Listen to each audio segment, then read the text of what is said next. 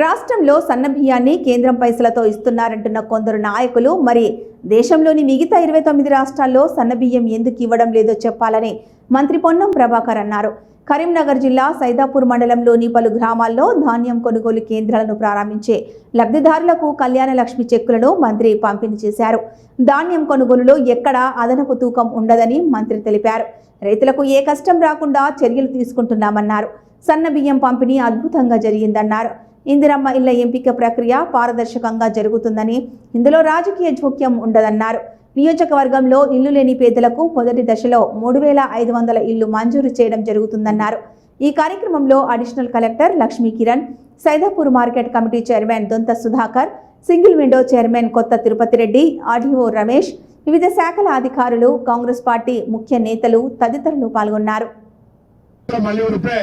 జయంతి collector గారు చెప్పినారు. RDO గారు కూడా బాధ్యతగా తీసుకొని ఎంపీడీఓ గారు ఎంఆర్ఓ అధికారులు అందరూ ఎక్కడ కూడా అదనపు తూకం ఉన్నది. దయచేసి మళ్ళీ చెప్తాను, ఎక్కడ కూడా అదనపు తూకం ఉన్నది. కానీ సన్నవాటకు సంబంధించి రాష్ట్రం మొత్తం మీద చాలా అద్భుతంగా జరుగుతా ఉంది. దాని కొంతమంది నాయకులు అంటారు ఈ కేంద్రం పైసలు అని. మన దేశంలో 30 రాష్ట్రాలు ఉన్నాయి.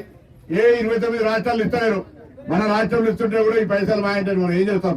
వీటికే కూడా వాడికి పైసలు కడతారు. ఇవన్నీ ఉన్నటువంటి పరిస్థితులు లెక్క మీకు అద్దు. కానీ కాంగ్రెస్ ప్రభుత్వం తెలంగాణలో ప్రజలందరికీ సన్న బియ్యాన్ని ఇస్తా ఉంది. ఇది ఒక చారిత్రాత్మక నిర్ణయం. గతంలో బియ్యం ఇంటికి వాడకపోదురు, ఇవాళ షాప్ పోయి తెచ్చుకొని ఆ బియ్యాన్ని తింటా ఉన్నాము. నేను ఎక్కడ జోక్యం చేసుకోను. మీ ఊర్లలో పేదోళ్ళు ఫస్ట్ ఎవరికి ఇల్లుగా ఉన్నావు మీరే గ్రామస్తులు నిర్ణయించుకొని లిస్ట్ చేయండి. ఏ గ్రామానికి ఎన్ని జనాభా ప్రకారంగా అది కూడా ప్రభుత్వం నిర్ణయం చేసింది.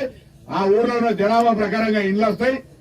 ఇప్పుడు ఫస్ట్ మొదటి దశలో 3500, మళ్ళీ రెండో దశలో 3500 ఇట్లా ప్రతి సంవత్సరం ఇచ్చుకుంటా పోయి ఆ సమస్య ఎక్కడ కూడా ఇల్లు లేని పేదలకు ముందుగా ఇచ్చే కార్యక్రమాన్ని కూడా దయచేసి అందరూ సహకరించండి.